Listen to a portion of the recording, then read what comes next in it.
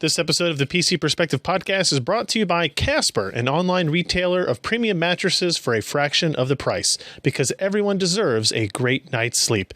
Get $50 off any mattress purchase by visiting casper.com/PCPer and enter code PCPer.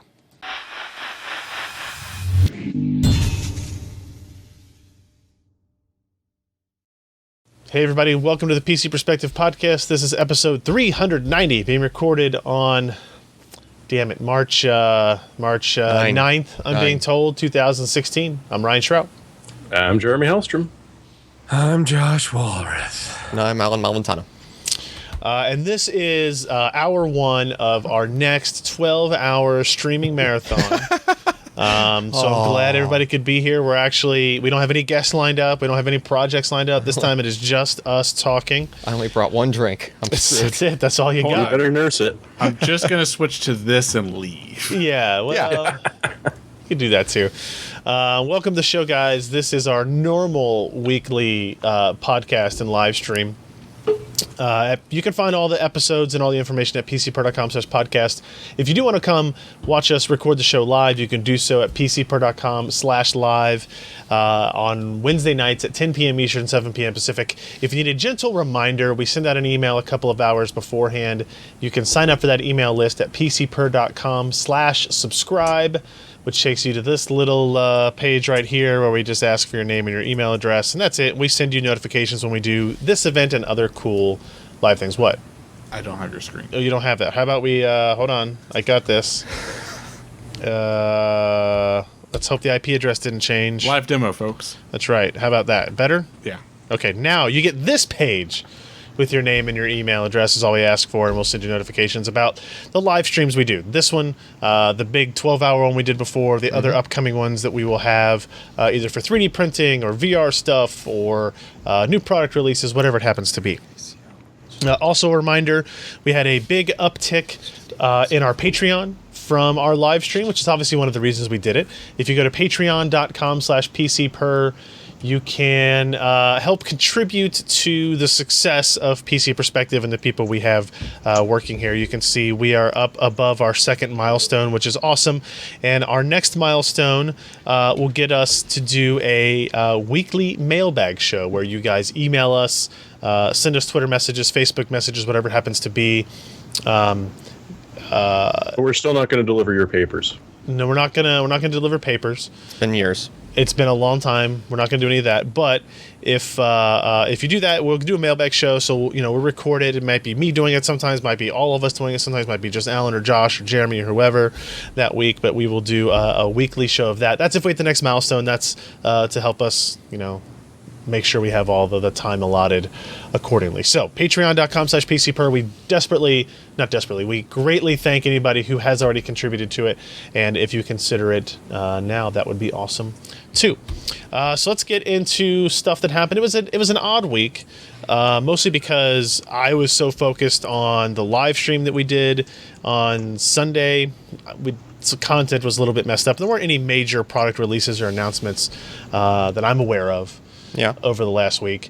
Maury did post a review of the ASUS Sabertooth Z170 Mark I, which I think is an awesome name for motherboard, like to have a Mark I, Mark II, Mark III, like those things going down the line, if they choose to do that. It is a Sabertooth branded board, the TUF series, if you will, TUF, TUF, just how they planned it out. The ultimate force. Yeah, he's got, you can see the styling here. It's a very Sabertooth-esque. Although they have gotten away from it used to be like just tan, right? So is it Sabertoothy? It's Sabertooth-ish, I would say. Is it primal? No. Yes. Yes. But you can see, like, this is the kind of motherboard that has the armor on it. It has a dust fan on it that is kind of interesting. It blows out through like the connector area. This has a QR code in this descriptor. You guys see this up here in this corner? Right there?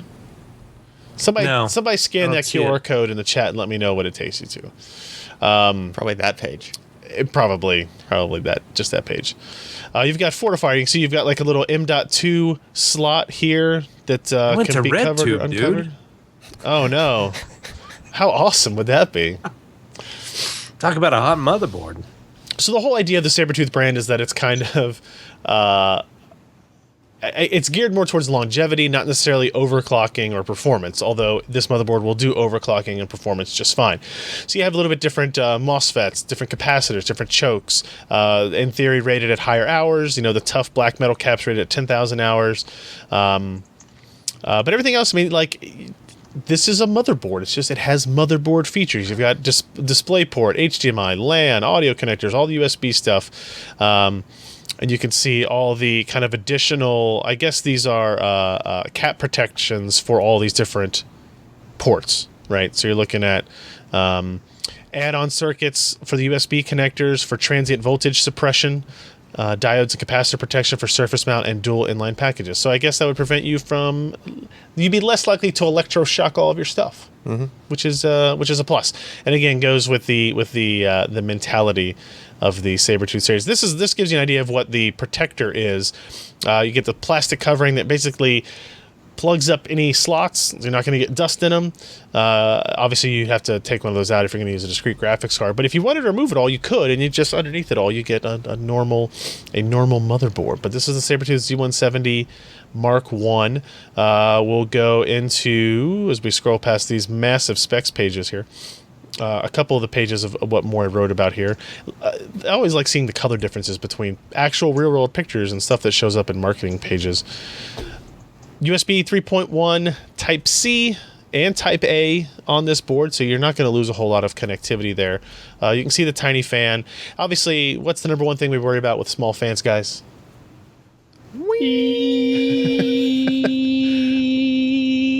Precisely. The most annoying sound in the history of humankind. But they, according to Maury, have done better with that than in the past. And it is speed limited or temperature limited, I guess.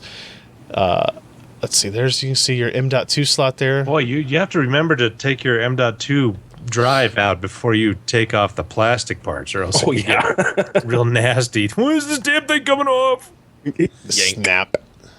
Snap. I do like this LED indicators for your SATA ports. 5 key boot. No, these are the 5 key boot actions. Oh, okay, so because the armor is covering the PCB, they have these LEDs as part of the structure of the board. That's actually a better way to have it laid out, honestly, to have it all in one location. So that's a plus. And obviously we can't have a motherboard review without a classic Maury giant CPU cooler installation photo gallery. It's like leaning to the side. It's a little bit off center on its weight. What are you gonna say about that? Just a little bit. You know. But even with the armor installed, you don't have any major complications. That doesn't look like. I didn't note any. Except for that Noctua cooler. It just didn't like the mounting. Oh yeah, right. He did mention that to us, didn't he? Yeah, I mean, you could see. I mean, it's fairly. It's pretty close. It's fairly tight in there. With I wonder that if he actually mounted the heatsink on the CPU correctly this time. That was me. Oh, He wait. claims there were no bent pins. That was you. Hey Josh. Yeah. Hey Josh. Hey, what? I love you. Shut up.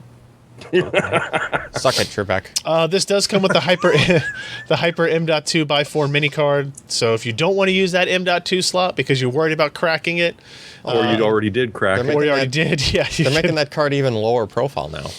yeah. Like the older version of it was just a standard half height, half length style PCB, and that's Doesn't really even. get you anything that that's it's even- smaller though, because you can't do anything with the space. Well, no. Here's the thing: if that card, people probably ask this, but if you had a GPU with, say, a dual fan GPU, right, and you wanted the SSD right next to it, right, that card is blocking Could have been one of the blocking fans. some of the airflow. So the thinner you can make Yeah. that card, the better, right? So that's good. Plus, look at the CPU installation tool. where has this been my entire life? Yeah. To ensure Also known as easy. the die cracker. Well, no. This is to ensure easy and proper CPU installation with the board socket. It just lines it up for you Yeah, pretty much. like a funnel. Not like a funnel would be my guess. It's like a funnel for the CPU. You just drop it, and it just like has No, to. I just think it prevents you from putting the knobs in the wrong spot. You know what I'm saying? Oh, so it has that would like. be uncomfortable So it probably has fast. like little keys. Yeah. Yeah. In it. Like I said, overclocking capability, performance. It's got the same kind of BIOS UEFI implementation. Lots of great features that you would expect from an ASUS motherboard. It's relatively inexpensive, I guess, $229. So kind of, I would say on the high end, but not nearly as high as we've seen on a lot of other ASUS Z170 flagship style boards. But it did get an overall a good score here, a silver award for Mori.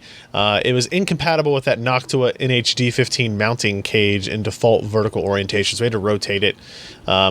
Lack of application information included in the manual. But if you're a normal person, you can just download it from the internets as well. I guess if you're building your computer and you don't have the internets On your phone. I'm more to that point now, right? Like, it's just, Yeah. It used to be like, oh, crap, I don't have another computer. That's right. I didn't mean to uninstall that Nick driver. I can't download my Win modem driver. That was a serious problem. I know it was. It really was. Problem. You were Go to a friend's house. You were screwed. And wait for 28.8 download to finish in 48 minutes or something. For 1 megabyte. Right. Yeah. So that's the ASUS Sabertooth Z170 Mark I motherboard. Maury posted that review up. Check that out. And we also have a review in from Sebastian, the Corsair Carbide 400C. Basically, if you liked the 600C, you're probably going to like this. Although this is a not inverted design, right, Ken? I think that's what this is. This is your standard, it opens on the left-hand side as you look at the front of the case. Things aren't rotated 90 degrees. You can see in there your video card is mounted as you are expected to be. Now, this is a mid-tower case, but it does support full ATX. Actually, it even says it supports eATX motherboards, which is nice. 2 USB 3.0 front panel connectors, microphone, headphone, all that type of stuff. Let's see, let's just skip past the boxes and stuff and get to these real artsy photos that Sebastian likes to take. So if we open up the 400C, I like the 400C. So the 400 series, well, the 400C, and then there's the 400Q. The C is the one that has the clear acrylic window side panel. They open up, I would say, what would you call that? Gull wing style? That's like a car when it opens up. That's suicide. Suicide doors? Yeah. And they just like lift up and come off, so it's easy to work in. It's kind of like the trend on monitors where you get what does Dell call it on this machine? Infinity display. This is like the infinity window, where it's like acrylic all the way to the sides. Very small bezel. Very small bezels, like no bezels on the side. You get some on the top and bottom because, as it turns out, acrylic won't just float very well. So it's small in there. It's decent, right? Yeah. But you still got plenty of space. You got all your cable routing. What's the stuff on the bottom? That's where your power supply and everything goes, and it just kind of helps keep the hard drive mounts are down there too. Oh, are they? Okay. Yeah. The 3.5s. But I like the clean look it gives by kind of separating even the initial bunch of wires that come out of a power supply before they go to the back of the case. Yep. Is nice. You can see, I guess those are 2.5-inch drive bays on the back. With springs.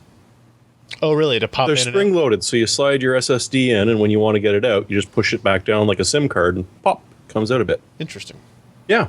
That's pretty cool. Yeah. So yeah, you can see now if you take that kind of housing off, you get your 3.5-inch drive bays down there, which I'm imagining that cage is removable if you don't need any of it and you want some more space for those power supply cables. You've got magnetic filter on the top. The front panel comes off and has a filter. So that's maybe a little bit less optimal for me. I hate kind of having to remove those plastic clips on the front of cases because every time I do it, I'm afraid it's the last time that I'll be able to do it because I'll break those clips.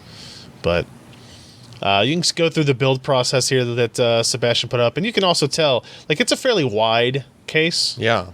Because that's a dual 120 rad combination up there, like totally awesome, and there's still some space to the side as well, and lots of room on the front panel there too. So yeah, there's your spring-loaded SSD trays. That is literally just a bare spring. Yes, it is. It's just a spring that somebody attached down there. You know, when you do what you got to do. Performance was good. Let's look at pictures of the completed build. That's pretty nice. I mean, the Corsair cases are just generally clean and easy to work in now most of the time. It gets a little bit busier now that you have the SSD mounts kind of in the back. Yeah. But, Sebastian probably didn't spend hours on this, and it looks pretty good on the back. Or maybe he did spend hours on it, in which case he should be a little bit faster. Performance, good. Noise levels, good. The C, where are we at here? 400C on air, temperature-wise. It's toward the high end of that stack there. But still on the low end of the noise levels as well. And look at that artsy shot. I see a Diablo box in the background and some Indiana Jones something, or ATI Expert as well. $149.99 was the price of the I guess the 600s. The 400C is $99, and the quiet version, the 400Q, is also $99. So reasonably priced, competing with the Fractal Design Define S, which is quite the undertaking there, as I think that was one of Sebastian's favorite cases. This did get a gold award. Outstanding hinge door design, attractive appearance, solid build quality, compact size for mid-tower, weaknesses, limited clearance behind the motherboard for cable management. Mm-hmm. And then the hard drive mount can interfere with a longer PSU. And also if you have that bundle of cables coming out the back as well. So if you're not using 3.5-inch drives, you could take it out. But my guess is that the majority of PC users still have at least one or two 3.5-inch drives in there. So that's pretty much it on the review side. What did you guys publish this week? Ken? Like 12 hours of video. You produced it, but I published it. I had 2 pieces up. You did? Yeah. I dick and all. Okay, all right. Well, I didn't see those in the show notes, so we'll have to add those back in. We'll add them. Just be 2 words on the side. Potential, right there. Content. Just be like, dick, and then all. Okay. In any event, we'll quickly talk about our sponsor for this week's episode of the PC Perspective podcast. That is Casper. We're excited to welcome back Casper, longtime sponsor, longtime fan of our show. I think they listen every week. Mm-hmm. They really love the in-depth technical discussions we get into. But if you don't know who Casper is, they are an online retailer of premium mattresses, fractions of the cost. They are revolutionizing the mattress industry by cutting the cost of dealing with resellers and showrooms and pass the savings on to the consumers, the people that are actually buying the mattresses. Cut the middleman out. That always benefits cost in the long run. Casper's mattress is an obsessively engineered mattress at a fair price. It uses 2 technologies. Latex and memory foam come together for better nights and brighter days. It's a comfortable mattress that has just the right amount of sink and to bounce, provides a long-lasting comfort and support. I have a Casper mattress. It is very comfortable. It showed up at the very right time in my household. I will say one of my favorite things about it is sleeping is also is high on that list, but because it is the kind of memory foam-ish type style, mm-hmm. If I move, it doesn't move the other side of the bed, or vice versa. When she has to get out of bed at 6 a.m. and go to work, and my ass is asleep, it's much less likely to wake me up. Oh, sure. Which does it. And even when the dogs would stand up and kind of move around and lay back down in another spot of the bed, because it's not a spring, it's not kind of moving the whole mattress. I mean, when the memory foam mattresses first came out, their little gimmick was that they would have a glass of wine. Right. And then they'd drop a bowling ball on the other side of the bed, and the glass of wine was still just sitting there. I don't know if I would do that as a practical thing. Might not be a good idea. But I see the sheets intent. off first. Yeah, that's true. I see the intent. You can buy Casper mattresses online, completely risk-free. You can try sleeping on one for a 100-day period. A full 100 days you can sleep on it. And if you're not satisfied, you can call them and they'll take it back from you. You don't have to go deliver it to them back. They will come take it from you. That's good. And considering that these are delivered by FedEx or UPS, that's actually very important because there's no place for you to actually. I wonder how that process works. They send a courier service to come get it because they don't tell you to put it back in the box. Yeah, which would be a very difficult process. Or just the poor UPS guy shows up. All right, I'm here for your package. Yeah, I brought a vacuum cleaner to do stick a label on it. Right. Yeah. just sitting in front of your house, big old mattress. Casper mattresses are made in the USA, and that's obviously a big plus. You can get a Casper mattress for $500 for a twin or $950 for a king. Comparing that to industry averages, that is an outstanding price point. You can save an additional $50 as one of our audience members by going to casper.com/PCPer and entering the promo code PCPer. That's casper.com/PCPer and promo code PCPer. We thank them for their support of our show. And if you want to support them for supporting us, casper.com/PCPer, promo code PCPer. Go give it a shot. Do you know why they really advertise with this? I am not sure. Our content is so boring that we put people to sleep, and they use the Casper mattresses. All right. Hey, whatever it takes to get the sponsorship going, I mean, listen, that's what we'll if you're going to deal watch with. a 12-hour live stream, then you're really... Right. We should probably be in bed. We should have had You should have Casper. brought some Casper mattresses in for the boys. I was gonna say we Yeah. should have had Casper sponsor the live stream and set up a mattress on one side of the office and Yep. it's like, okay, it's Sebastian's nap time. Yep. You get your 1 hour nap in. Although I would never ever trust. I would never sleep around you guys like in an environment like that. Like I don't know. Like Yeah, you've never done that before. well, I don't really have a choice when we're on a trip. Like I have to sleep Listen, eventually. only Josh does stuff like that. You're mostly Well, then you kind of worry that Sebastian would have a blanket party in the corner and be bad. yeah. It's okay. They'll still take the mattress back. Yeah, Yeah. Very true. Stains and all. Let's see. Quick summary of what the hell we did on Sunday. We did a 12-hour live stream. Actually, real quick, Ken, is the Twitch streaming working? No, That's not working? no, Is that our fault? I don't know. Okay. That's unfortunate. We changed some stuff, but Well, I know. I didn't know if you... but it was working and then stopped working, so I don't really know how to. I think it's on their end. I don't know. Twitch is pretty important. I streamed to Twitch for like 5 hours a day and it worked, so I don't know what Okay. would have changed. Anyway, what we did stream on Sunday to Twitch was for 12 hours straight. We did our Streaming Out Loud SOL stream. It was SOL? It was from noon to midnight Eastern time. It went. I think it was a rousing success. If you missed any of it, shame on you. I can't believe that you didn't pay attention for all 12 hours. I'm sorry, I didn't. Actually, yeah, you're the worst offender of it. To be Yes. quite honest, we did things. Sebastian built a Lian Li table PC. We did some gaming of Dirt Rally. We did some. What was that game I played with Coonrad? Something Knights. Who's Coonrad? Andrew Coonrad. He works at Logitech. Used to work at NVIDIA. Now he's a Oh, Logitech okay. G Guy guy. with the big hair. Guy with the big poofy hair. He used to have the big poofy hair. Now he doesn't anymore.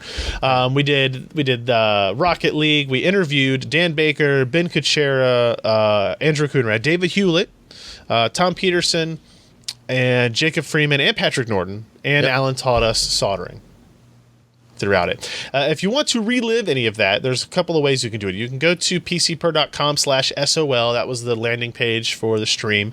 You can watch all 12 hours broken down into 4 parts right here that you can see all 4 of the YouTube videos, about 3 hours apiece. Or if you go to just youtube.com/PCPer, we have some individual segments we're putting out there as well. I already posted out the Ben Kuchera interview. I posted out the Allyn soldering, the David Hewlett interview, the Dan Baker interview. He's from Oxide Games, did the engine behind Ashes of the Singularity, and I have several more that I'm going to publish sometime tomorrow as well. But if you want to go through the whole experience, you want to relive the experience of SOL, just go to pcper.com/SOL and you can see the videos there. I had a lot of fun. I thought it went surprisingly well, and I think I live SOL daily. Yeah, I think most of us can understand that. Yeah. First comment on the soldering video. Yeah. How to solder with Allyn. Cool. When will we get sodomy with Josh? Oh, you didn't notice that? Day. I'm going to hope not ever. Yeah. Oh. Coming soon to Josh Tech. Indeed. So let's talk about some other news that came up. We talked about this a little bit last week, right? Yeah. About the Ashes of the Singularity, the DX12, the whole idea of the unified Windows platform, and blah, blah, blah. we did actually get official comments from Microsoft directly to us about kind of our comments on it and our discussions and our worries. And they had kind of a prepared statement where they talk about, what the goal is. They want to create experiences that are easily deployed across all Windows 10 devices, from PCs to tablets to the Xbox. When it comes to UWP game on Windows 10 PCs, we're early in our journey. We're listening to the feedback from the community, multiple GPUs, SLI, Crossfire, VSync, etc. We're embracing the feedback and working to ensure gamers on Windows 10 have a great experience. We'll have more to discuss in the coming months. So that's at least an endearing sign that they are listening to people, that they're paying attention, that they may make changes in the ways that we want changes made. I think people were getting vocal enough to where they kind of had to do something. They're Microsoft. They don't really have to do anything. You're still going to use Windows. Yeah. Right?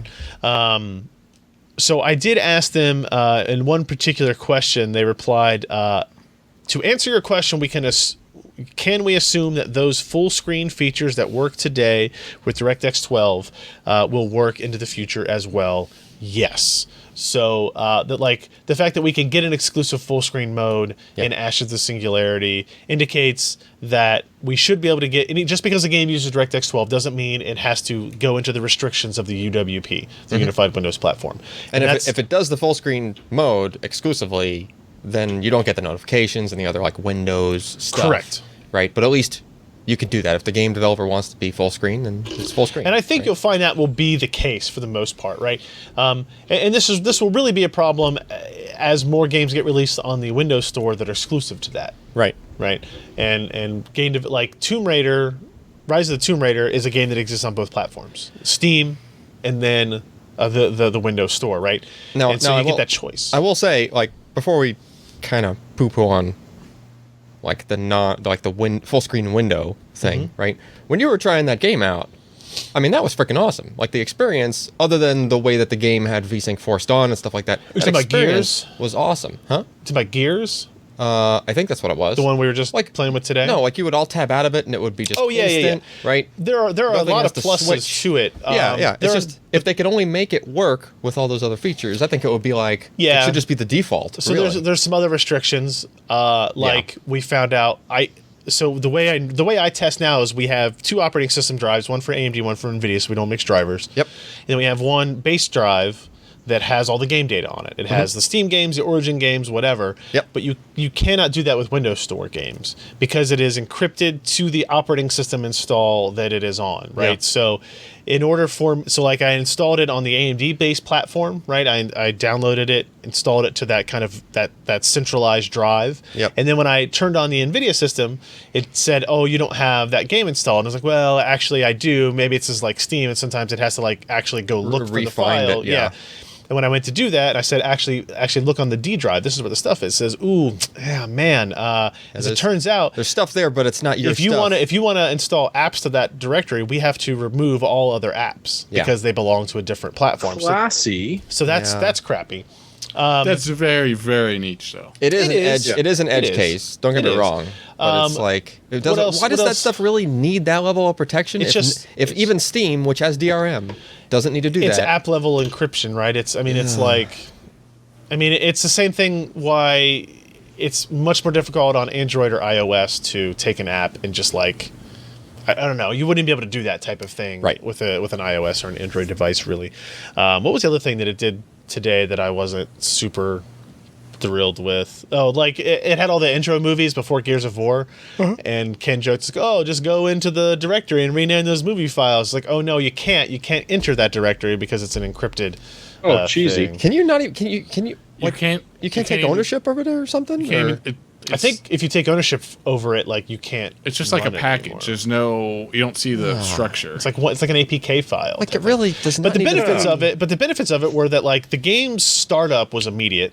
Oh, right. There's not it didn't have to load up a whole bunch of things to get it up and running, so .NET or whatever. It's you still had to load the game, but sure. You got immediate response. The alt tab out of it was very fast, very responsive. Yeah. It didn't affect the game at all. Alt F4 worked, which I'm always a big fan of, and it was immediately closed. It didn't take time. You didn't have to worry about the screen. Sometimes if you were to alt tab or close out of a game, your icons would be moved. right? Or it would be reset on your desktop or something like that. None of that stuff really happens. So there are some potential benefits for it. But we talked a lot about that last week, at least the potential benefits of it, I guess. I posted this up on that same day that I got a statement, or no, I take this back. I didn't get a statement about AMD was going to add DirectFlip to their driver. I got the information not from AMD when I asked, but from a Reddit AMA that they were doing when somebody asked, can you comment on the direct PC perspective story about this, blah, blah, blah, blah, blah. And the answer from Robert Halleck, who's been on our streams many times, said, we will add DirectFlip support shortly. And so that was all we got. Yeah. And then when that same user, Cataclysm, asked, can you comment on how FreeSync is affected by the way games sold through the Windows Store run in borderless windowed mode? Robert actually pointed to our article discussing that topic, saying, hey, this actually discusses the issue thoroughly. Quote, games sold through Steam, Origin, and anywhere else will have the ability to behave with the X12 as they do today with the X11. Yeah. So was this just a matter of, like, they just didn't have the flip thing implemented on their DX12 in their driver? That's it? Yes. Basically. And as a fact, leading into our next story, today, literally a couple hours ago before we record this, Radeon released, or AMD or the Radeon Technologies Group released the Radeon Software Crimson Edition 16.3, which, among other things, adds DirectX 12 DirectFlip, FlipX, whatever you want to call it, support into it. Jeremy, did you see anything else that propped up or plopped up on this driver? It looked like it actually had a decent amount of stuff worth looking at. Yeah, I mean, you get Vulkan support, or at least improved Vulkan support, because they have been playing around with it for a bit now. A Crossfire status indicator, so there's a toggle where it'll indicate whether your Crossfire is actually running or not. Interesting. The power efficiency toggle, which is the interesting one. So if you're running a 300 series or a Fury X, you're now able to turn some of the power efficiency optimizations off. So in theory, you wouldn't be seeing any of the downclocking that's happening when it wants to be a little bit more efficient. Yeah, I think this is kind of a C-states thing. Well, or it's a sleep thing. Like, it needs more. It needs testing. Like, yeah, seeing as how it's been a couple of hours, we haven't had time to play with it. Like, here's an example from the SSD side. You can actually disable certain, like, C-state levels in the BIOS on a system, and your 4K random access, even though it's continuously hitting an SSD with 4K random, that number will go up by like 10 or 20%, like a decent amount, right? That's noticeable. You would figure, well, but the CPU is going at full speed the whole time while you're running that test, because it's busy like the whole time. But apparently there's just split seconds in there where the CPU backs off a little bit, and then the next I/O comes in, and there's an extra length of time if it has to wake back up out of a partial C state, right? Well, I think so we'll see how it works. My guess is on this one is that it's more related to the behavior of cards like the Nano, right? The Nano. That's my thought. Varied its clock speed pretty dramatically, right, and erratically. In order to maintain a certain power envelope. Yeah, so if this backs off on that a little bit. So this may make it less restrictive on that power envelope in order to have a more consistent clock speed. Because as we saw in several instances, that erratic clock speed behavior translated into kind of erratic frame times as well. And so if you look at the release notes, they mentioned something specific about improving performance stability or performance something like that. So I think that's more what it's related to. Anyway, although if you're running a Nano in a very enclosed space, you might want to think twice about doing this. Agreed. And then there was one other thing which is not going to benefit hardly any, maybe 3 people on this planet at this moment. But they've introduced X-Connect technology. So these are for the external GPUs we're starting to see, like the Razer Blade Stealth. So the R9 300 series will now be supported over Thunderbolt 3 and USB-C connections. It's, again, something no one is really going to be able to play with, but it's kind of neat to see it finally making its way into the official driver. Yeah, this was something that Robert, again, teased a couple of weeks ago or a week ago or so, saying, oh, big news coming from AMD on external graphics. And I still am, a little confused about what like what their kind of stake in this is, or what their kind of impact on this is, because I mean, it was really like we've had the connectivity options there. It was really the operating system needed to kind of improve on the idea of hot swapping PCI Express graphics devices. Yeah. And I'm sure there had to be work in the driver to be able to support that. So they're basically saying that It's got to be in the OS, too. Well, yeah, but I mean, assuming the OS work is done, Yeah. or at least in the same kind of beta state that this is. There's the only OS they only list support for R9 300 series GPUs, or R9 390 series GPUs, maybe, or maybe it's 300. They don't mention Fury X Nano, or whatever for the X Connect technology, which doesn't. I just don't. Man, these two architectures they're so fundamentally different that they're causing all these kind of things. Like when we first saw the Gears of War stuff, it stuttered on the Fury, but it didn't stutter on the 390X. It was weird. Just hot swap PCI is a very... It is. It's incredibly complex. Yeah. Also, it is worth noting, I have already tried these drivers in Gears of War, the Ultimate Edition, and it does remove the stutter, like the huge, crazy pauses and stutters in the benchmark that we saw in that game. And so I don't have like how much improvement it actually made. I think AMD claimed up to 60%, which if you have 2-second long pauses in your game, it's easy to see. If you removed how all your those pauses, you'd probably get 60%. Could get 60%. So that's good. They also have improvements in here for the new Hitman game. It comes out Friday. And before the game comes out? That's exactly. This is perfect. This is what we want to see from them, right? This is what they should be doing all along. Is like drivers coming out before the game that offer some significant potential performance improvement. Nice. Is that a... Just don't call it game ready. Does gaming involved exist anymore? Gaming involved, yeah. Because Hitman Absolution was a AMD it is part. title. It is. This is an AMD title. Hitman is an AMD title. Just curious. You know what the best part of these drivers are? You're gonna tell me. You can install them on a multi-monitor system without crashing. Unlike... Yeah. NVIDIA did kind of stain the Casper this week, didn't they? Good point. So NVIDIA released three. Is this the new one? 3 drivers this week, I think. Yeah, I thought Which version is the newest one? Isn't it? It's not Isn't it 360 even number? 51. 51, I No, thought. the 364-47. Or sorry, 364-51. Yeah. Oh, okay. So they released 36447, I guess on Friday, I think. And they've already released 5.1. Well, this one had a fairly significant bug. Two. What were the two bugs? Well, if you try to install it and had the temerity of having more than one monitor going, that would tend to end up poorly for you. The second one was it made if it you so did that it wouldn't like if you had multiple monitors installed, when it rebooted, you got nothing, just a black screen. Boom, that's it. And the hacked fix from NVIDIA was to go into safe mode, uninstall the driver. You can just unplug the other monitors?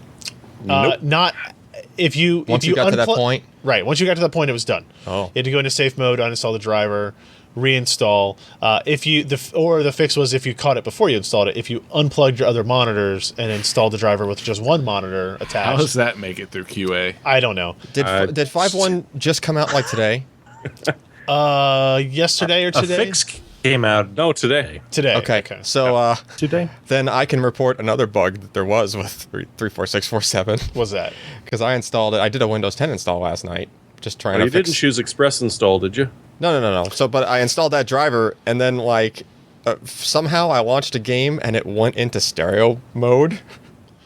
That happens on my machine. Like it just decided to go into stereo mode, and like There's a shortcut to turn it off. It's control something. Yeah, but then It's like Control C. But then, so here's what was really No, crazy. it is. It's I something like quit that. the game, and I was at my desktop, and it was still in stereo mode. Nice. And I was like, whoa. So I kind of like psychedelically figured out. Okay, if I cross my like- eyes enough, So then like I went into like I pulled up the NVIDIA control panel and like looked, and of course stereo is unchecked because I never turned it on, right? And I'm like, okay, let me try to check it. So I check it, nothing changes. Uncheck it, nothing changes. Like I had to like reboot the system to get it to fix it. Yeah. It was pretty bad. Every once in a because that while, was the other problem, is even with only a single monitor, if you did an Express install, again on the 4.7s, you would have some interesting problems. That was the first time on my setup anything like that had ever happened. So I'm guessing that driver was probably to blame. I happen to know the guy that runs the driver, like the PR side of the driver side. Yeah. And we had a talk yesterday about like how crappy our Mondays were, and his Monday sounded pretty crappy. So, Somebody typed the wrong it's number 2 for 1. somewhere.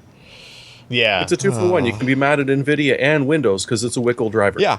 So you can hate them both. Some hardware qualification true. certification That's you got true. going there, Microsoft. Wait, Oh, yeah. Wait, 2 monitors? You can do that? and Microsoft goes, whoa. Wait. One monitor? 1080p VSync monitor, 60 hertz. That's it, right? But That's all the PCs. but I'm go only up on to. one monitor. But one monitor with stereo vision? What? Nobody will ever need more than one monitor. Well, it's because you have a greater than 60 hertz display. I know. 120 They go, and above, wait, what? it can go No, stereoscopic. no. Yeah. That's just how it goes. Is this the 3D TV? Yeah, okay, we'll turn on 3D. Yeah, so NVIDIA had to eat some shit for that. But at the very least, like the next day, what is it? The next day, 2 days later, they had their fix out. It's just, I saw some reports of somebody saying that it was cooking graphics cards, that it was like, Oh, there's always that one guy. and it's like, that wasn't what was happening. People were basically getting a black screen and thinking that their card was being bricked. Okay. It's like, well, no, if you go into safe mode, and a lot of people, this is the problem that happens when you get new people coming into PC gaming for the first time, right? That they get pushed a driver update through GeForce Experience. Yep. They install it like they're supposed to. Suddenly it doesn't have given work. them their And they email go, address. oh my God, my Xbox broke. is on fire. It broke my... It's I'm red red-ringing. ringed. It's a red ring. Oh, no. Right? And so the idea of like, what is a safe mode and how do you enter it? Even though in Windows 10 it is more complicated to go into safe mode than it should be. Prompt? Yeah, how do you get into safe mode in Windows 10? I think it's still like F8, but you have to like, there's like 2 menus you have to go through to get to it now. But it boots so quickly. What, only How do you 2? get- It's that same way you disable the driver signing Yes, thing. correct. Yeah. Correct. Oh, well. What else do we have? ASUS GTX 950. This is interesting because NVIDIA has talked zero about this to me, period. But ASUS has released a new version of GTX 950 called the 950 2G. And the interesting part isn't what's been added, but what's taken away. Oh, look at this clever writing from Sebastian. Namely, the PCIe power requirement. So this is now a board that does not require external power, similar to the GTX 750 Ti. That was a very popular, very important card, I think, in kind of the shift to low power and power efficiency on the GPU side. The original 950 was a TDP of 90 watts. But the 750 Ti was at 75. This one is now at 75 watts as well. And you can see it's still a fairly large card. It's still got 2 fans. It's a fairly large heatsink. But it's only up to 75 watts with no external power required. So you can't SLI these, right? I'm going to say no. I don't see... none of the pictures have that. You can't see the pictures. You can't see the SLI. If you don't have a 6-pin power adapter, you don't have a motherboard that can do SLI. That's a good point. If you're worried about getting a card that doesn't have a 6-pin power connector, you're probably not the kind of person probably who's didn't gonna spend multi- enough I'm just money. saying, like, how many 75-watt drawing things can you put on a motherboard before you start breaking crap?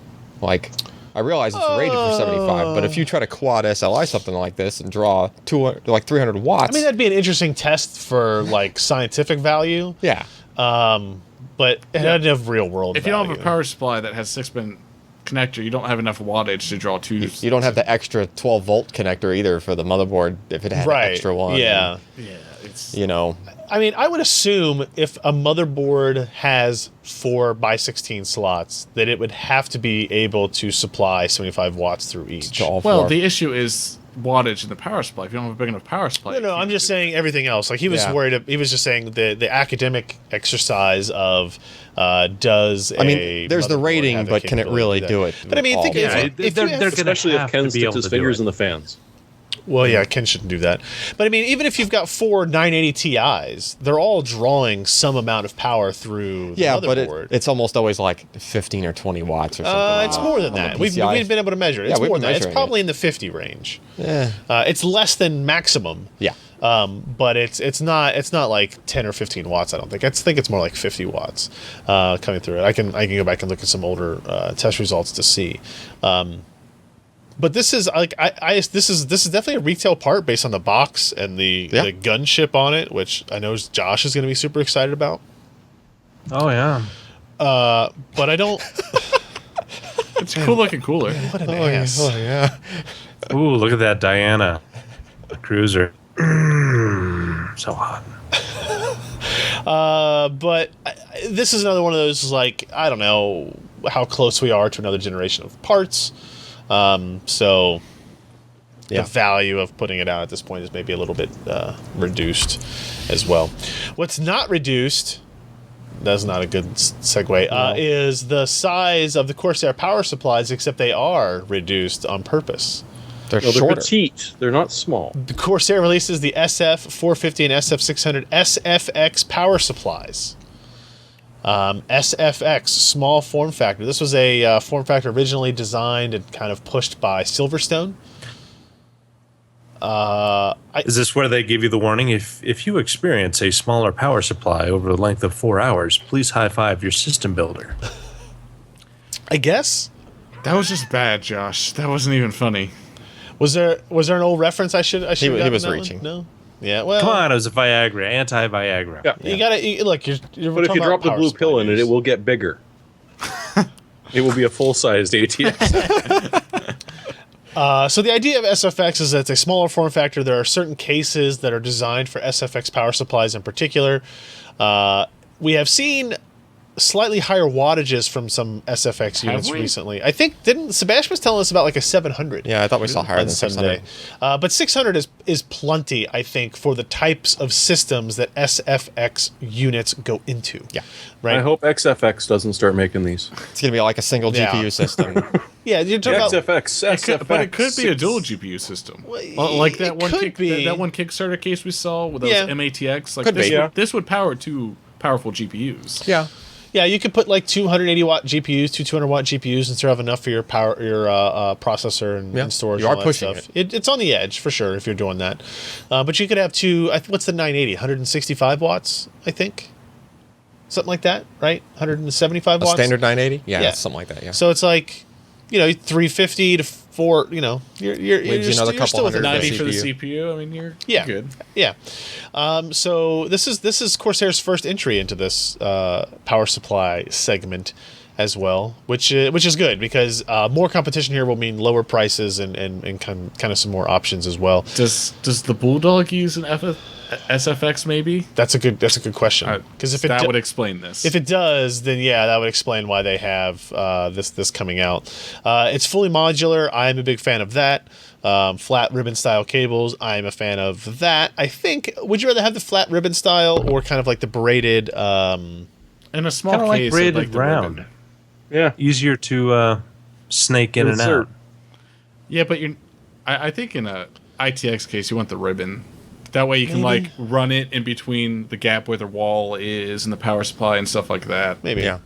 But you can't have any twists or else things get nasty quick. Don't tell me what I can and can't do, Josh. You'd be amazed when I can tell you what to do. Don't get his panties in a bunch. The SF600 is $119. The SF450 $89. So expensive considering the wattage you're getting. But again, as is the case with all this stuff, if you're paying for kind of smaller run, lower volume parts, you're gonna pay a little bit more for it. So that is Corsair's small units, if you will. I'm just putting it out there. Finally, on our news for this week, Seagate announcing showing a 10 gigabyte per second PCI Express flash drive.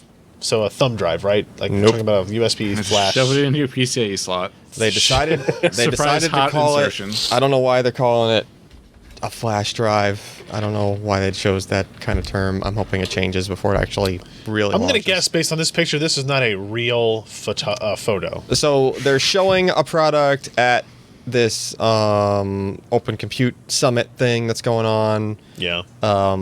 So maybe some pictures have snuck out of that. This is not a picture. Yeah, they sent me This a is couple. clearly They sent me a couple of renderings. Okay. a Cinema 4D rendering. Yeah. So that's their half height, half length card, which is rated at 6.7 gig per second. Okay.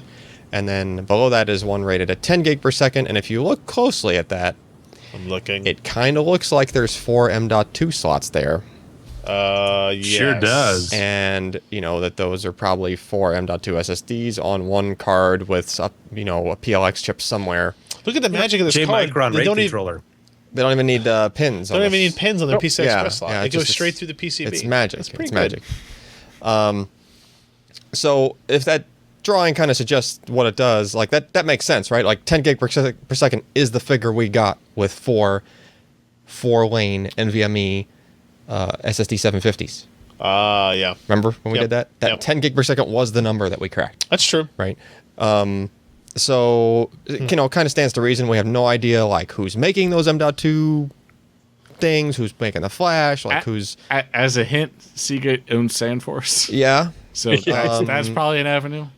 They do, and so if this is contingent on the SandForce controller, the 3700, actually launching, that thing we've been hearing about, like SandForce has changed hands twice since they first talked about this thing, and we have yet to see a product with it in it, right? Yeah. So I'm kind of cautious if Seagate is hinging this enterprise product on that controller being done, Well, because they literally own the controller. know. I think they would probably I know, but when they they can ship it. That's true. LSI owned the controller literally and knew when they can ship it, and they kept saying that they were shipping it, right?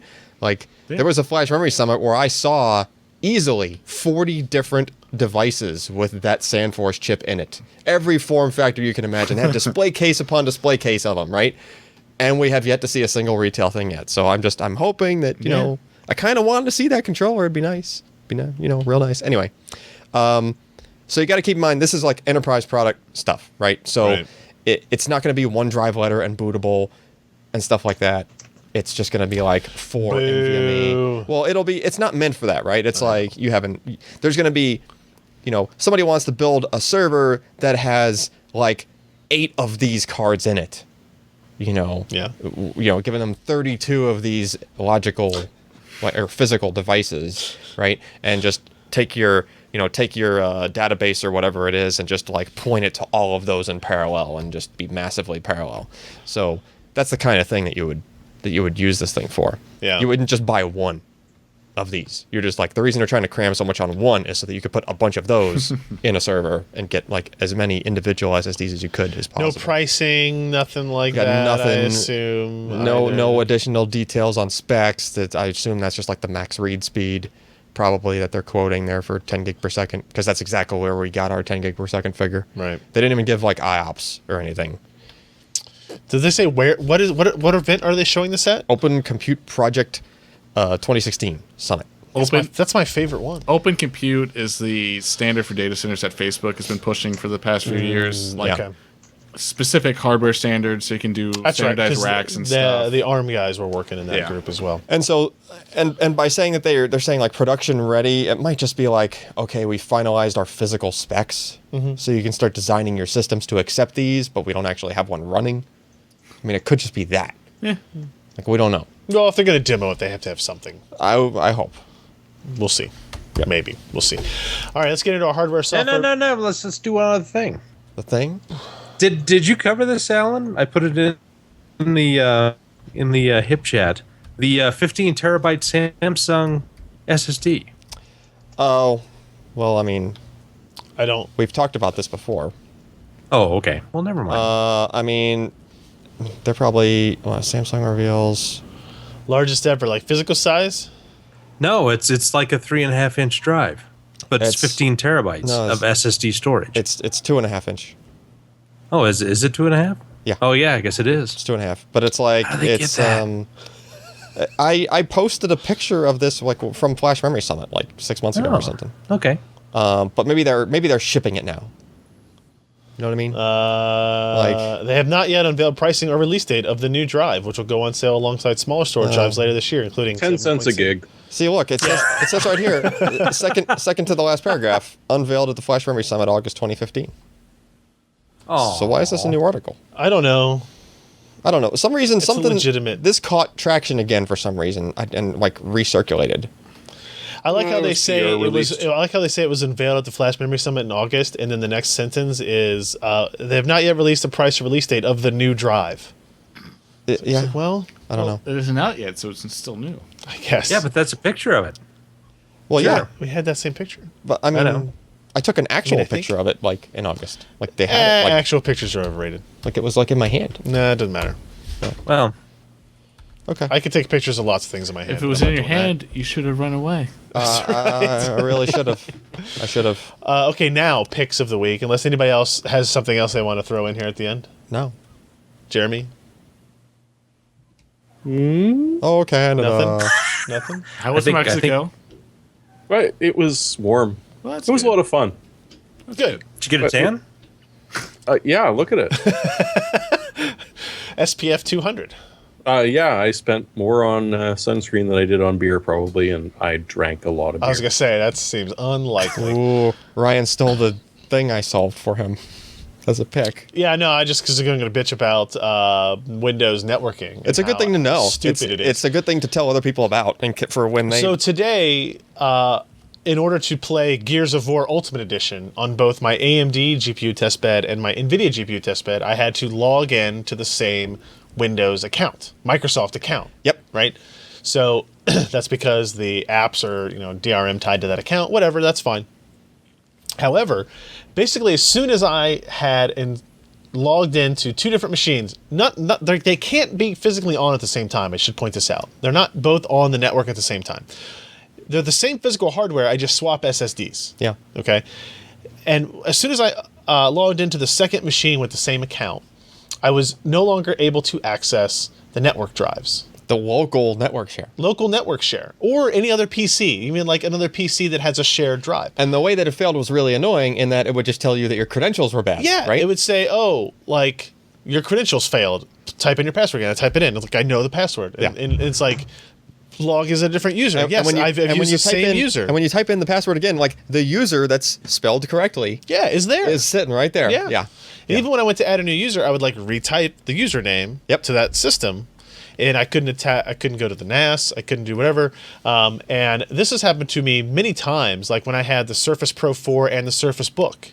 Yeah. And I was testing them both at the same time. I could no longer attach to the local storage, so I had to I think I had to. And this is Pro? This isn't home? This is Pro? it doesn't matter which one it is. I don't think it matters. Because that's what I was wondering. Pro usually So- has networking that home doesn't. I think it's more. It may be more like common to happen on Pro. Okay. And I I haven't think it's screwed around with this and, yet. and it's especially more common if you are signing into your Microsoft account in order to sign into Windows, I guess I don't understand why that should matter. because it kind of puts Windows Hold on, into. before you get to that, let me talk about what the solution was. Yeah. Right? So the solution was to, in the username field, type the name of the machine that you are trying to connect to. So in our case, it's file server, Yep. and then use a Forward slash. Forward slash. Or, no, forward it's a slash. backslash. Because you're pretending it's a domain. Yeah. No, it's the other way. It's the other way, actually. It's a backslash. I think Oh, it you're was. pretending it's a web server. No, you're putting it's a domain, but I think it was a Okay. backslash that did it. It's the way so I would the put way you file know if you're- server backslash username, The way and you then know- the password that I'd normally do, and then it worked fine. Yeah, the way you know if you have the right slash is that as soon as you type that slash, it underneath that. The domain Yeah, it changes. tells you that It you're changes logging the domain. into. But I never had to do that before. Yeah. I've never had to do that before on any machine. So That's dumb. And it only happened after I had logged in. And I will give credit to where's he at here on Twitter? Ryan. Oh, which one was it? Let's see. so here's what I've discovered that I think is That's the connection. monumentally idiotic. Hold on. Here's what I think is the connection here. If you pull up your system properties and you go into network ID, Yeah, I did right? that. Okay. See how this says it thinks it's part of a business network? Yeah. As opposed to a home user? Yeah. Now, if that said home user, it would work without typing in the domain. Okay. Okay. All of our machines are on business network. But the reason that they all shift to business network like that, we're not running a domain here. We don't have Active Directory, none of that. Nope. The thing Thank is, when God. you sign in to Windows using your Microsoft account, Yeah. that's what flips that switch. But all also. the machines are already on business mode. I know. Regardless. I know. So I don't see that setting didn't change suddenly for me. But You got me. I don't know. It was Brian Ogathma on Twitter. Ogathma, I don't know how to pronounce that, who said that file sharing can break if you are signed into more than one machine at the same Microsoft account. And damn it, Siri, shut up. So he was the first one to like tip me off. It's like, oh, maybe there's something involved in what that is. So we were able to figure that out. So if you have issues, if you have multiple Windows 10 machines, and like at first we thought it was like Windows 10 versus Windows 8.1, and like some machines can connect to some and some couldn't.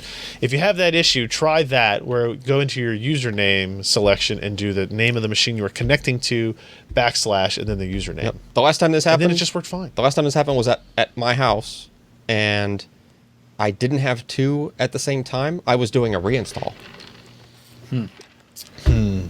So, like, that same machine went away and came back. Well, I mean, that's exactly what happened here, because the machine goes away. Yeah. And comes back. Yep. It must be, I don't know. Something about... Does your router, your switch hold any of that data? Like, I don't think so. No. Can't. So, like, I don't know. I don't know. Anyway, there's your secret tip. That's all I got. Jeremy, what do you I'm gonna got? have to play with that. That's interesting. Yeah. Yeah. So yeah, I'm a little bit desperate for a pick, but there is a very old game that I used to love that they never made a third one of, and shut up if you know about it. They never made a Master of Orion 3. They made a Master of Orion 1 and 2. It gave birth to the phrase the Great White Smackdown, because there was a race that would come and beat up the best player going. Well, Wargaming.net, the same guys that bring you the game that Josh might be talking about very soon, is doing a remake of it. And one of the neat things about it is the voice work. As you can see, they got Mark Hamill, John Delancey, Mike Dorn, Alan Tudyk, Dwight Schultz, who you may remember as Murdoch from the A-Team. Troy Baker. Troy Baker. It's a video game after all. As they say, because you can't make a video game without him. Then you have to. North is on there too. This is a great list. Of course. This is a great list. It's an interesting list of voice actors, and I mean, Wargaming.net does some interesting battles. Like, Yeah. they understand the sort of idea behind it. So if they can actually pull off this move, the way that it should have been done in the way it should have been done in the third, but the way it was in the first and the second, it's going to be a fun quadruple X game for space. You can get it right now for $50. It's pre-order. I don't support that, but at the same time, you get all three of the previous games. I don't know how much cheaper the regular edition is going to be. It's probably going to be about 10 or 15 bucks. You get three previous games on what? Mu 1, 2, and 3. Steam or Good Old Games, your preference. Oh, sweet. And because that's the thing, they're not selling it directly. It's either GOG or Steam. I'm not a huge fan of the early access, but at the same time, I'm thinking it might be interesting to have 1, 2, and 3. Until I looked it up on Good Old Games, and you can pick them all up for about $5, $6. Oh. So keep an eye out for it, especially just for the voice acting. All right. It'd be fun. Josh, Me? you go. How about I just blink? How about you don't? I'm blinking in code my... I can move on to Alan. We can't tell because the week. your Skype is stuttering so badly that we're only getting half your blink. It's really sad. When you blink- I'm whipping the hamsters. We need as blink speak error in their correction wheel codes. to get my net going faster. What's that code for? I probably picked this already. There's so much new content, and it's still free to play. The World of Warships, more naval battles, more apps, more features, really good graphics for what you get. And I eventually ended up paying $14 to them through PayPal to get some extra slots and a few other little things. Oh, Through PayPal, you got to huh? pay for slots? It's not. Well, I mean, you get 5, and you can buy extra slots if you want for ships. Otherwise, you have to kind of go back and forth with what you want to play, and I didn't feel like doing that. But yeah, it's a lot of fun. It's a lot of strategy. It's not a Twitch game, but you got to think about what you're doing, which is hard for Ryan. Huh? Exactly. So you're saying aircraft carriers don't turn on a dime? Pretty much. It says epic multiplayer battles. Is this what the game looks like? Is this graphically what it looks like? Yeah, the graphics look really darn good. That's yeah, pretty that's pretty in cool, game right actually. there. Yeah. Yeah. I bet Alan would be really bad at this. Oh, I'd be so horrible. Yeah. I bet he'd be really I bad have no at experience with any of that. There's no whatsoever. spreadsheets involved. He's not a surface warfare kind of guy. I was gonna say, are there any submarines in World I'm not War a, I'm not a, Ships? tar- I'm not a target and warfare they told kind us of guy. right off the bat that there will never be submarines in Really? this game. It would break how it works. Because it would just Submarines are cheating. They would kill everything. They're cheating. cheating. Yeah. I mean, you know. We don't know where they are. Oh, we got blown up.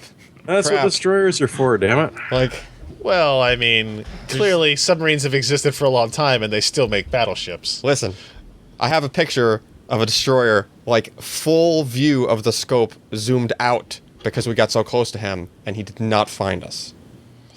Maybe he was just bad. Maybe he was. Maybe Somebody he was needs bad. a They were sensor testing. upgrade. They were testing a new special Doppler radar thing that was supposed to be able to pick out a scope in the ocean. Look at this. And and my captain was so ballsy Look at that this we one, pulled Ken. right up on him. Oh, how sweet! my captain was so They ballsy that we drift pulled those up. ships around the corner. We pulled like right up on him, took a picture, and then when we pulled in at the end of our tour, he had me print it out for him and said like nice Doppler caption on it, and we sent that to Nice. the captain of the destroyer. You guys sound like assholes. Yeah, it's like So it's it's like Top Gun under it's like the water. it's like you're Yeah, it's like when you're Your upside ship down, sucks. giving him the finger. basically Somewhere a that's couple the of equivalent of engineers what we got did. fired. Nah, a MiG can't pull keeping that up many foreign Gs. relations. A MiG can't pull that many G's. You should know. Giving that. him the finger? No, I get it, Goose. I understand. What a great movie. Anyway, last but not least, maybe least, we'll see. Maybe least. Alan, what do you got? All right, so for people that like playing around with camera stuff, you probably heard about a teleconverter, Yeah, which is that thing you put between the lens and the camera. sure. But there's a thing you could put after the lens. It's called a lens. Kinda. A lens hook. It's not a teleconverter. It's a teleside converter. Sure. Okay. You're just putting glass in front of glass. You put glass in front of glass. You put another lens in front of the lens, right? But the way that these act is more like binoculars. Like you can actually look through them. Let me see. And you can look through it, and it just makes everything, Ooh. in that case, 1.7 times the size, Look at the camera while you're doing that. right? Yeah. So after top There's this secret. eyeball blinking. So, but here's the trick with that. That's actually really clear, too. Yeah, I like that. that's the whole point of the thing, right? Here's the trick. Ooh, look at all those LEDs. Teleside converters do not reduce your f-stop. So Ryan, you'll notice the brightness of what's coming through that. Yeah, it's the same. It's the same brightness. Yeah. Right? You don't lose any light. There's some side effects with like, if you put this on a lens and you try to put a zoom lens all the way wide, you're going to see a circle. All right. That kind of stuff. But you could potentially, put this thing in front of, and it works on SLR lenses too. Like it's just anything that can just look through something, right? So I mean, is you that can is that threaded? it's threaded on the back, right? It's even threaded on the front if you were crazy enough to put Put a like gigantic ass yeah. MD on it. So I mean that's the reason the front is so much larger than the back is because it has to give you the equivalent amount of light. So the lens has to be that much larger in the front, right? So this is a way to get like a 1.7x zoom extra On your on whatever lens you have. whatever lens you have without losing any f-stop. It's pretty cool. And there's a guy that there's an MIT page from way back when. You that can tell because it it's- has this rainbow bar across the top. Yeah, it's like a really There's an old. HR. It's a really old Yeah. page. I couldn't even find the. is that GeoCities? No, it might be a clone from GeoCities or something actually. This is the this guy is like he was a peeping Tom.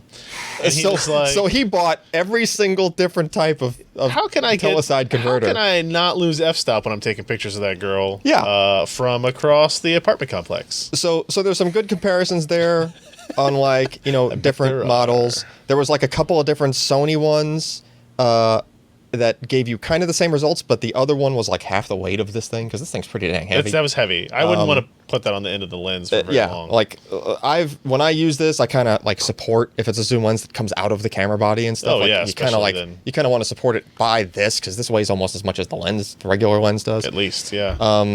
So what you're telling me is they haven't made one in 20 years. If you're looking at this Well, that's the MIT thing. page. That's the thing.